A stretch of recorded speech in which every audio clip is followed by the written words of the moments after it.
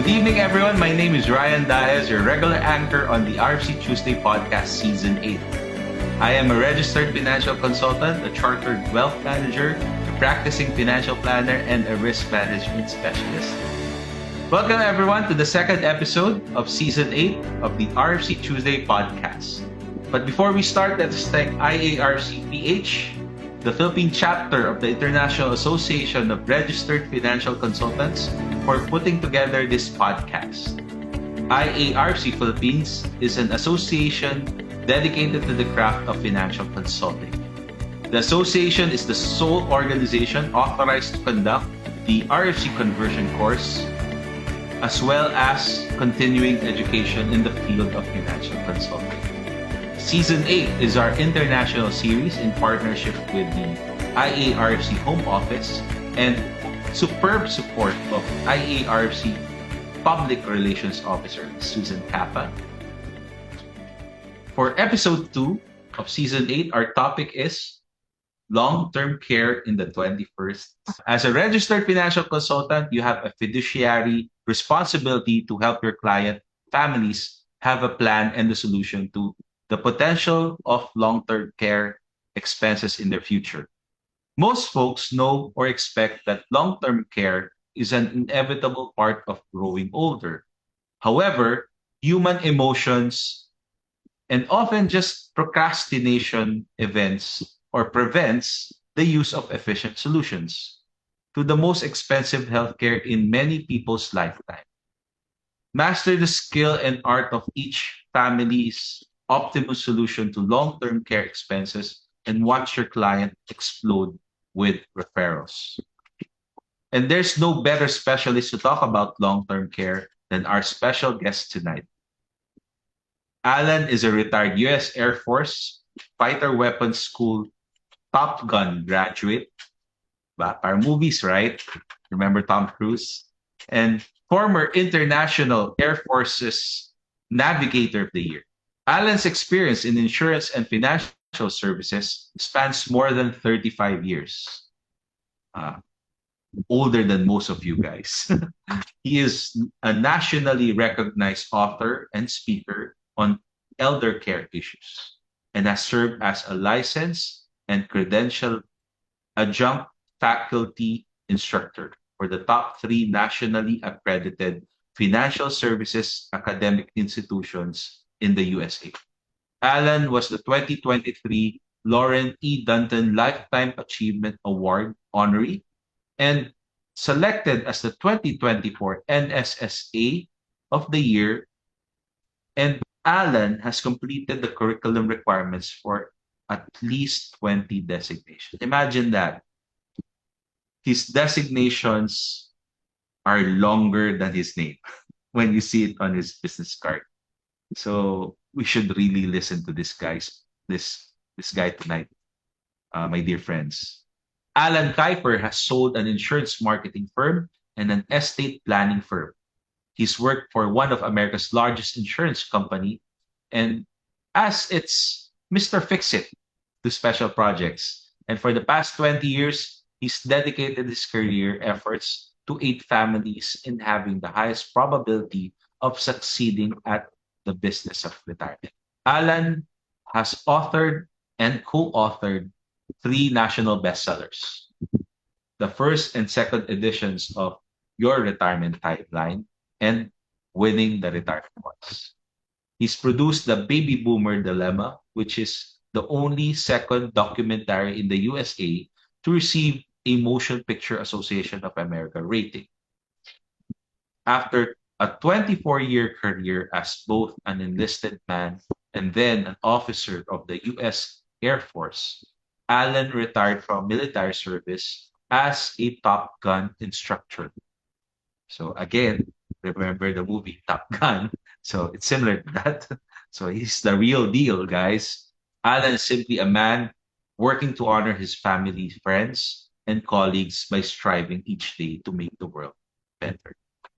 So listen and learn to avoid the mistakes Alan's made in his 35 years of experience, and then employ the same tactics or strategies he's embraced, making him a world-class Top Gun retirement coach and Master Registered Financial Consultant. Join me in welcoming MRFC par excellence, Mr. Alan Kiefer. Thank you. Thank you very much. Welcome, Alan. Nice to have you here. It's a pleasure. It's a pleasure to share some time with you. Okay, let's start off with the questions, Alan. So All let's start right. off with, how did you begin your financial consulting career?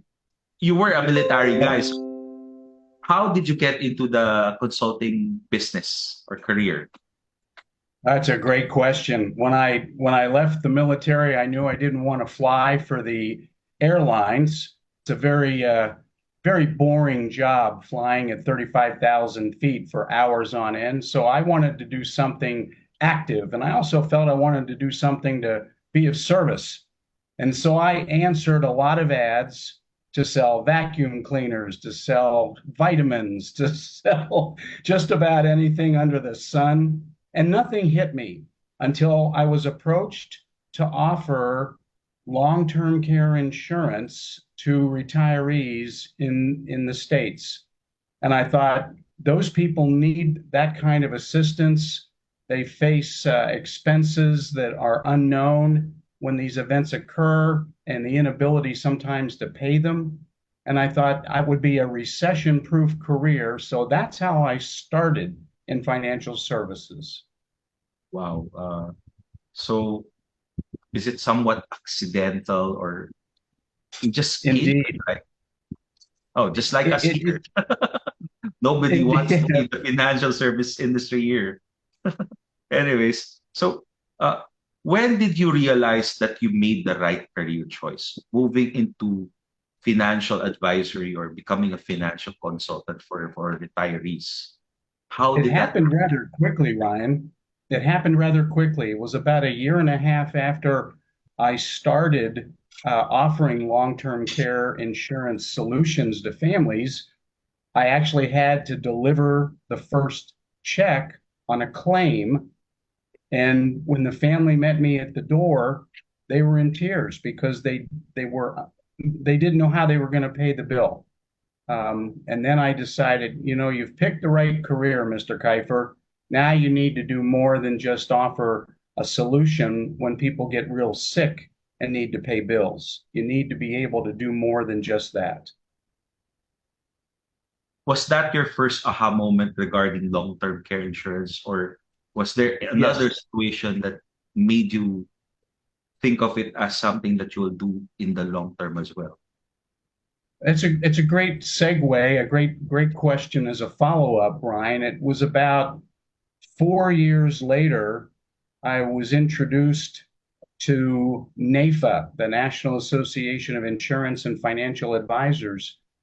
And by attending those meetings, I was able to create new relationships with other colleagues who started offering some guidance, some advice, and suggestions. And one of them was, don't get pigeonholed into being just a singular product solution provider. Broaden your horizons of what you're able to do and provide to families. And that's why I embarked on the educational career that I have to this day.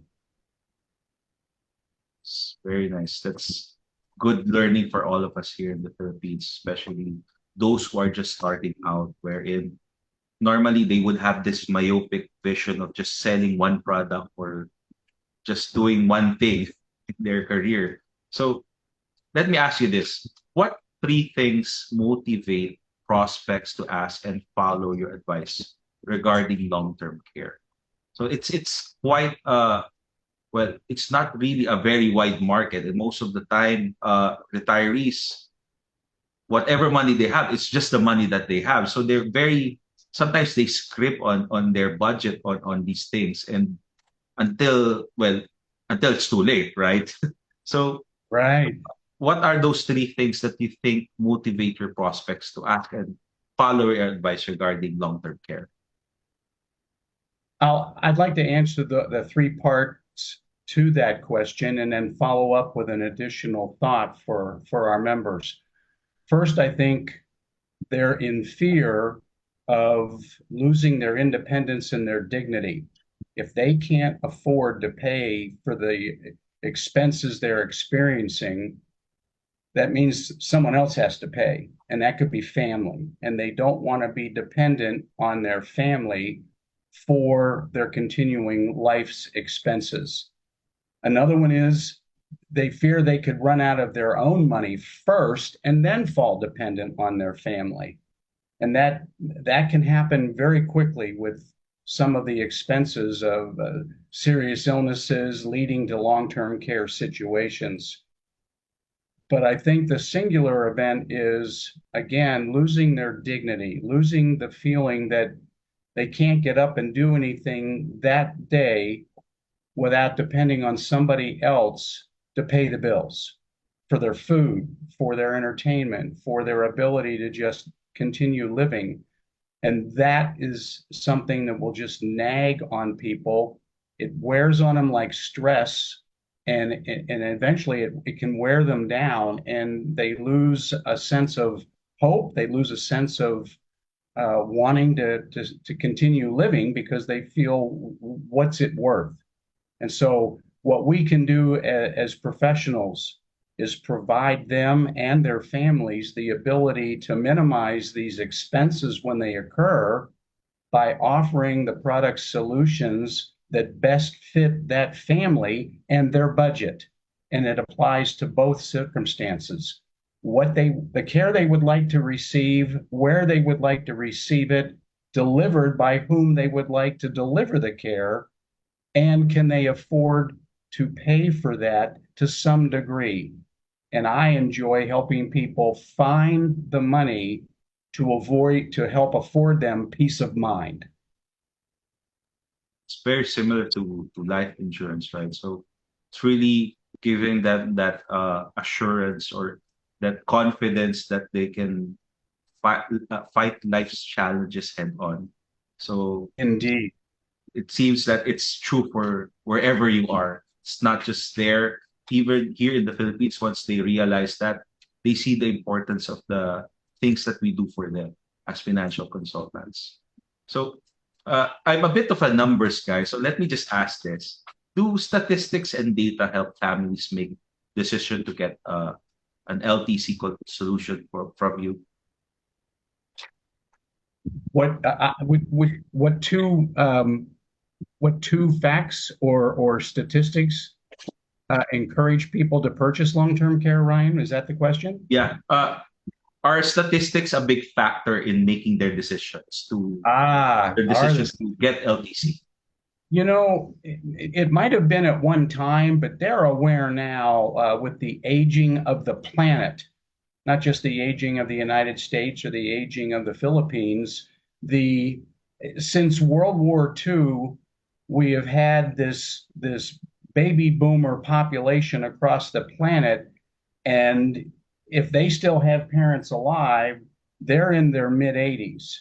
The boomers themselves are between 60 and 75. The oldest boomers just turned 75 this year, but they're seeing this effect of living longer, but facing what I call the illnesses of being older. And it covers the spectrum of things that could be encountered. But when it comes to actually long-term care, I am familiar to some degree with the cultural differences between, let's say, the United States and the Philippines. And in the Philippines, it's a family affair, and I think that's an incredibly honorable thing to do. And we don't do that enough here in the United States. We're so mobile that we leave home and we probably go home to visit on occasion, but rarely do we move home, or rarely, and I'd say that with some degree of experience, do we have our parents move in with us. And that's just a cultural difference, Ryan, and I recognize that. But I think there are distinct opportunities for young professionals in the Philippines to present solutions for future expenses to folks that are 45 to 55 years old and can afford it, and also know that they're really planning for a future probable expense and not waiting till later when it's going to be even more expensive to solve.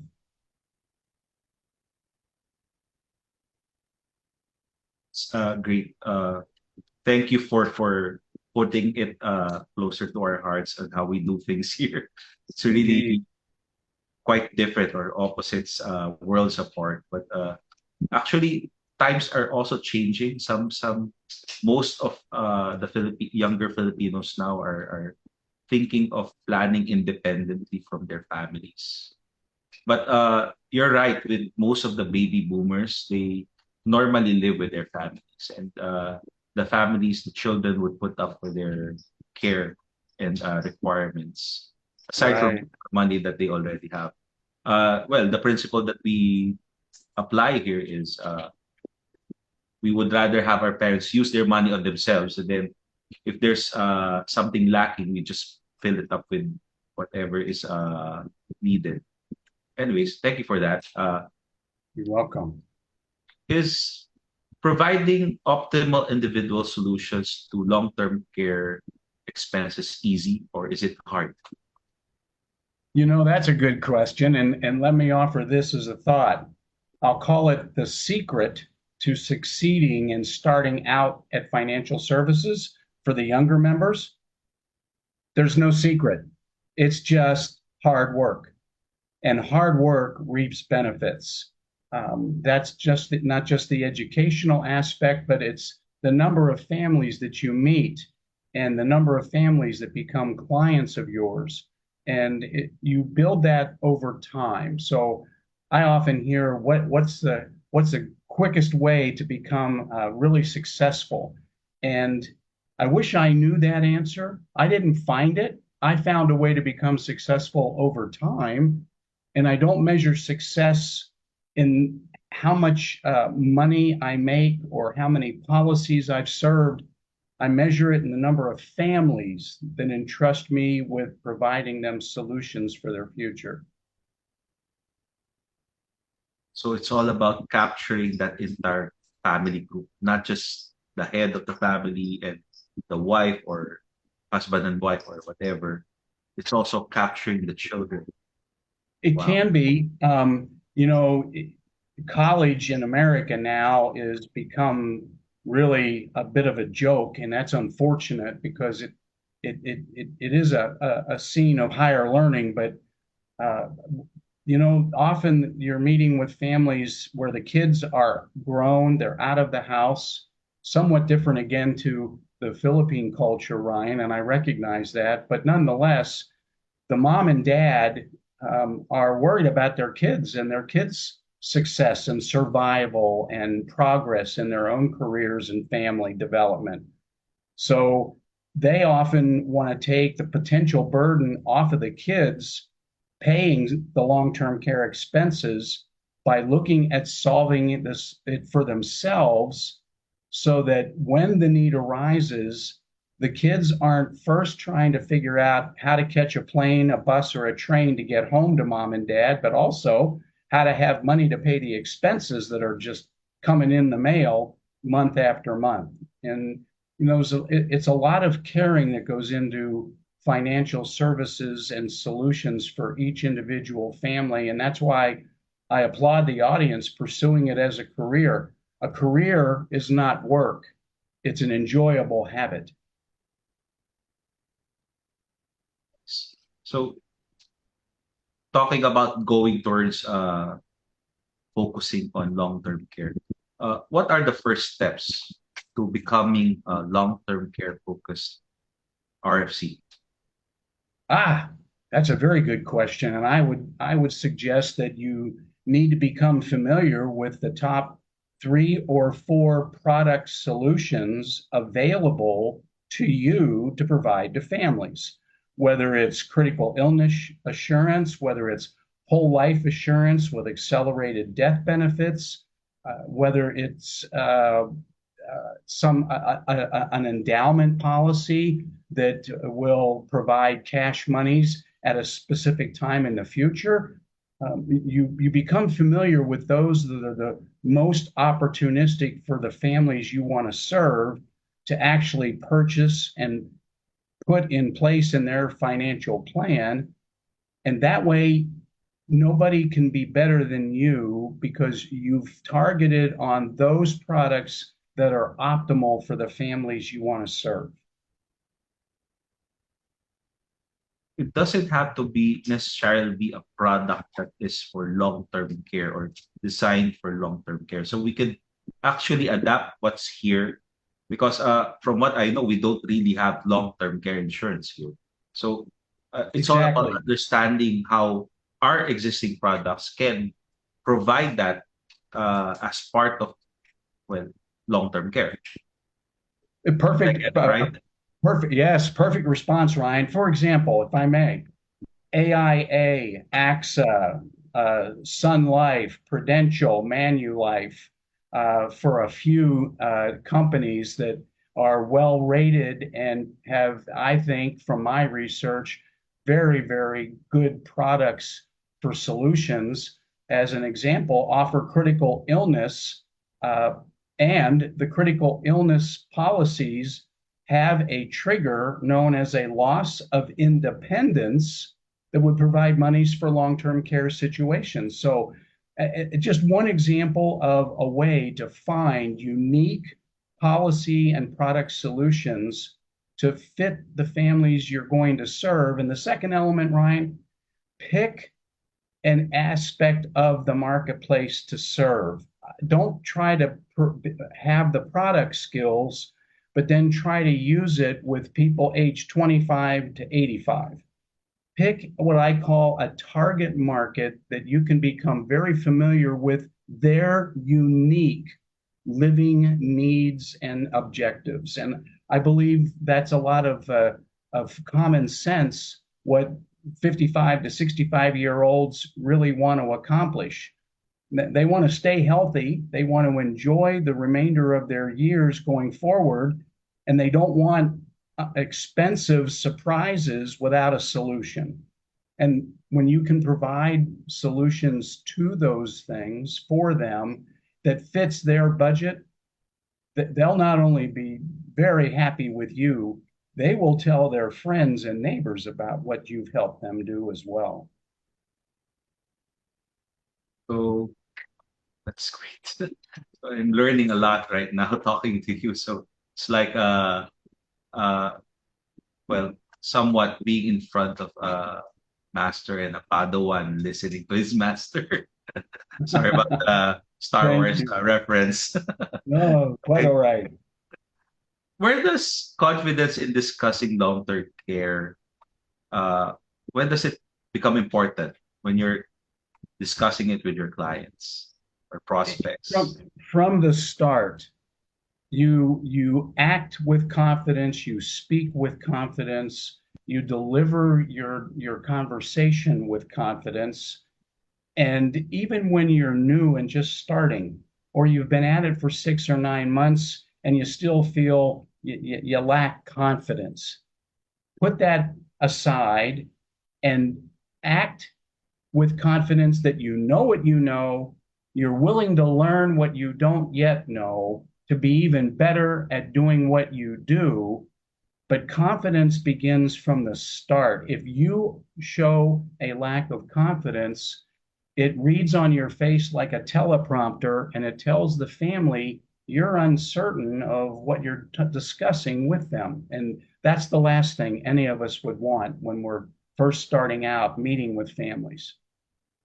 I guess just like in anything, practice makes perfect. So just like what you said, hard work. So it's still a numbers game. So you need to keep on meeting people, right? Absolutely. The more conversations you have, the better your speaking skills become, the better your listening skills become when you're having conversations with families. And you'll learn what you need not to say as much as you'll learn what you need to say, if that makes sense. Yeah, yeah, and I get that. The more you practically, the more you practice, the more you pick up from the situation, then you apply it in the next meeting, right? Indeed. Always pick up something from someone, and then it develops your spiels, your the way you speak, and having that experience really boosts your confidence. Well, at least I've experienced that at some point. Indeed. You Okay. become a financial tailor. You're Yeah, tailoring your comments and your solutions to the specific family you're meeting at that point in time and having a conversation with. great. So here, how does one become so comfortable talking to a large audience or large audiences about long-term care? Because it's one thing talking to one-on-one or one-on-two couple, but it's a different situation when you're talking to a large audience. So how That's a does good point. one shift and be comfortable to in doing that? Uh, I will tell you, I did it just just by starting out trying. I would go to communities where retirees would be, whether it was a senior center or a community center. I would offer to do a little 30-minute presentation on the big picture of long-term care, not the details, the big picture. And you become very comfortable talking with families if you allow yourself to be comfortable. And remember, while you might feel you're on a stage, you're not really acting, you're having a conversation. And once you get that in here, it comes out here. And you become very, very natural in the way you communicate with people. And that builds even more confidence. And the more that you can do that, the broader your ability to spread the message. And sometimes it takes people more than once to hear the message before they say, I need to call that guy. What's his name? Alan. I need to call him and have him sit down and go over this in more detail. And that's what you're looking for. So again, it's all about practicing, right? Right. And another element, as you said, is the idea is to get them to call you and explain some more. So it's like just giving them a nibble of the things to come, basically, right? Did I get it right? I would offer to add to that, Ryan, this thought. If you answer their question and then pose a follow up question, it puts them in the position of having to answer you. And that's what you want. You want them talking with you, not so much you going down a list of questions and just getting them to give you answers. It's really an interactive conversation where you're gaining their confidence in your ability to help them deal with what their threats are, and they are threats. They have a distinct fear of going broke. They have a distinct fear of facing unknown expenses that will cause the family serious financial harm. And they also have a fear of losing, again, as I say, their independence and their dignity. Remembering those three key elements in your conversation and asking questions about what have they done to solve that already. So it's not a problem for them or the family. And if they've solved it, they'll tell you. And if they haven't, they may stutter, they may deflect. Then you need to come right back to the same question and say, well, I appreciate you sharing that additional information. But I don't think I got what you were saying about how you've made sure that this won't cause you or your kids serious financial harm if something like this were to happen. Could you go over again what you've done to make sure that doesn't happen? Now you've put them in a position, if they're willing to share, that they probably haven't solved it, which allows you now to offer some possible outcomes and some possible solutions and not just zero in for the sale. Really go over the options with them and then again ask them which of those sounds more favorable to them. You can certainly help them with any of them, but what are they keenly interested in investigating further? And the more you can get them engaged in asking you questions and answering your questions, the more success you'll have in your career. And again, it's that practice that you comment about, Ryan. The more that you do it, frankly, the better you become. Because if you don't get better and you keep trying, then ultimately that may also be a clue that this may not be a career path for you to follow. And that's not a bad thing. And it's better to know that after really putting the effort and energy into it and being able to shift to another career path than pursue something that just never seems to be going well, but you don't know what else you're going to do. That's just a terrible position for anyone to be in. I agree with that. So I guess this is the big question that many members, local members here in the Philippines are asking. It's always a question that pops up. Why join an international organization? Have they localized it, etc., etc.? So, are your methods able? Can we duplicate them here in the Philippines? Can we apply Yes, them? absolutely. I think what I've learned has been passed on to me by the people that I've learned it from, colleagues, speakers, and educators in financial services over time, Ryan. And again, as long as you are a student of your profession, you will find a successful career path because people don't want to work with uneducated, inexperienced product peddlers. They want solution providers. They recognize they're going to be offering products, but they really are more interested in the benefits and the features that they're going to gain from using the products in their financial plan. Great. So, anyway, so let's now go towards practice management. So, how does a Filipino long-term care focused RFC develop their own style? So, how do we do it, basically? How do we develop ourselves?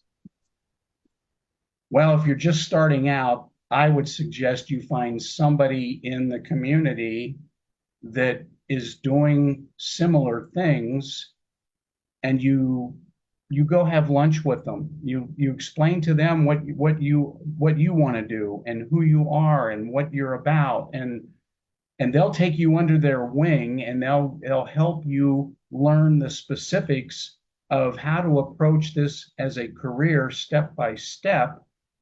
And you'll find that's very true in the IARFC Philippines community.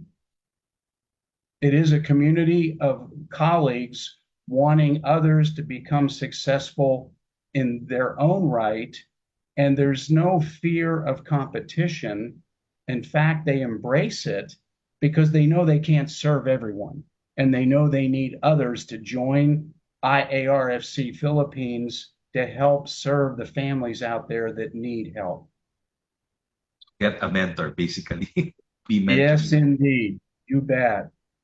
Yeah, you can find a lot of them here in the association, the local association. So I let me would ask offer you this. another thought, if I pardon the Yes, sure, interruption, sure, Ryan, if sure. I may.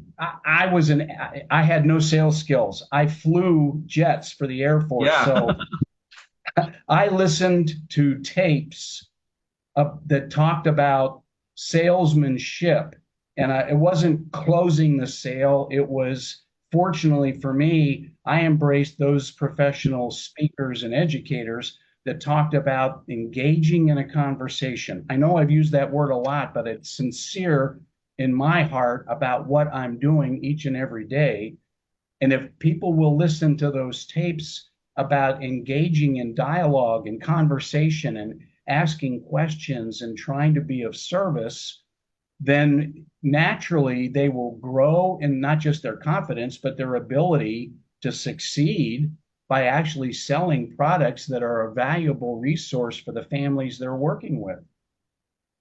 It's all about really well, you said this a while ago that if you're a student of your what you're doing, you really will you will really grow and learn a lot more and become Indeed. better every time.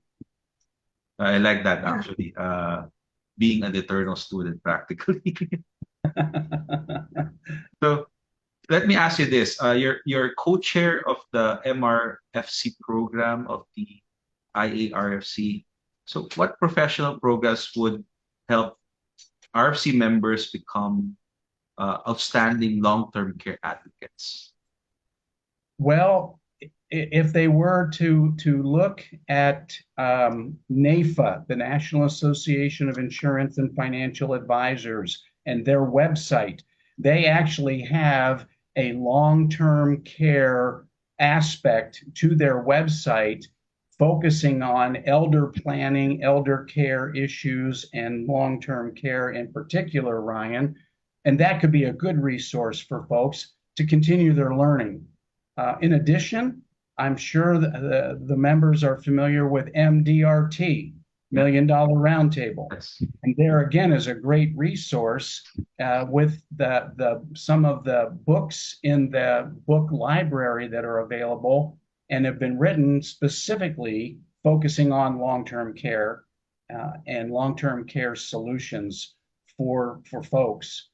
Those are two that strike me as being singularly strong in a resource for the members, aside from going out and meeting people. The more people you meet, it's called B2B, belly to belly. The more people you meet and have conversation with, the more your confidence builds, but the more people learn what you do professionally, and they won't treat it like you're selling a product. They'll treat it like you sincerely care about them and you want to avoid and help them avoid these expensive lessons down the road and have a solution already in place. Uh, that's quite beautiful the way you explained it. And there's nothing really beats going out there and meeting people. I love the term belly to belly. At first, I thought you were going to say business to business, but I relate with belly to belly. I can easily do that. Belly bumping, basically. You just struck another thought though. It could be business to business in this manner, Ryan, for those members that are pursuing providing solutions to small business people and small businesses. They want to provide benefits to their employees. Well, Oh, this could be a distinctive benefit solution for their employees. And if the small business owner and the employees can somewhat share in the actual expense, the premium for the product solution, becomes more you've affordable. oh, indeed. And it makes the employer have more valuable employees. Benefits. Yeah. Yes, Benefits sir. to the employees. Yes, sir. Yeah, it's a good So, way to keep the good ones, the good employees that they want to keep. exactly, exactly. So B2B could be not just belly to belly, but business to business. Great. That's great. That's the only time that we have for now, Alan. It was a great time for me. Thank you so much for your valuable sharing and for being very generous with your time. I know how expensive your time is, but you you're so generous in giving it to the members of IARC Philippines. We learned a Well, it was lot about long-term care in the 21st century, and there are so many things. I can't even just mention anything because there's so many things that I learned personally. So we really look forward to having you here in the Philippines as well in the future. We hope that you can join us in our annual forum, calling on the board. I hope we can include you in the future. I don't know how we can arrange it, but for sure, in such a short time, we learned a lot. What more if we can have you for a longer period of time? it So would be thank you. my privilege, my pleasure, and my distinct honor. And I promise you and the members, I will do what I can to try and make a visit to the Philippines and the IRFC Philippines Association a reality. Guys, remember that active members now receive free continuing education seminars, access to the official IARFC website, www.iarfc.org, where each member of good standing is recognized when searched by clients and prospects. Please do be reminded that we can only use the RFC designation if we are members of good standing. So that means you need to pay your membership dues. For your membership renewal information, please contact Ms. Arlene Baguyo at iarfcph@gmail.com or through her mobile number 0917-6457-846. Or contact our EVP, Ms. Grace Escobar, at g.escobar@iarfc.org or through her mobile number 0917-157-7533. So contact IARFC Philippines now for your membership renewals. Our podcast episodes are shown every second and fourth Tuesday of the month, and that is why it is important that you follow us on Facebook. Episodes are pre-recorded and are broadcasted through Facebook Live. On behalf of our executive producer, Ms. Grace De Vera Escobar, this is the RFC Tuesday podcast saying, it is better to be in the know than to be the last to know. Good night, everyone. See you again in the next episode. Thank you, Alan. Thank you very kindly, everybody. I wish you success and prosperity and good health.